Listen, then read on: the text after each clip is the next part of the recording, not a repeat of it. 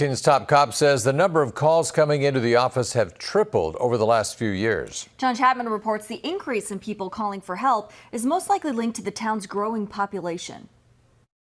Bennington Police Chief Andrew Hilscher is dealing with a graffiti problem. He says he's had to handle this problem before, and he wants to stop it before it becomes a habit. Worry that it's going to keep continuing, so we have to act fast to stop this individual from doing this, because within a matter of a half a week, he's tagged 3 separate locations. I think it's someone trying to be funny, having fun, not realizing the damage that's causing, and giving the image to the city that's not wanted by the community. Chief Hilscher says the vandal had spray painted the town's pumping station, but a citizen cleaned it up without a trace of graffiti left for free. I saw it on the community page online. They kind of keep that up to date. I don't know exactly what buildings those were, but you know, that's unfortunate. Brittany Griffiths and her family moved to a new housing development in Bennington about a year ago.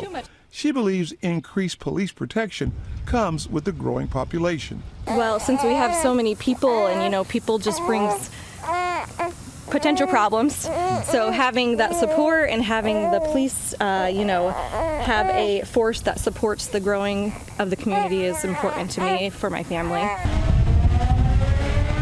The Bennington Police Department is growing as more and more housing is built in the area and more people move in. There are now 5 full-time and 6 part-time officers on the force, and they want to stop the smaller crimes before they become major issues.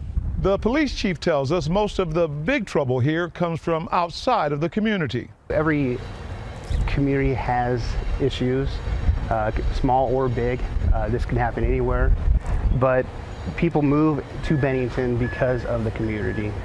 They don't deserve to see this. On your side in Bennington, I'm John Chapman, 6 News.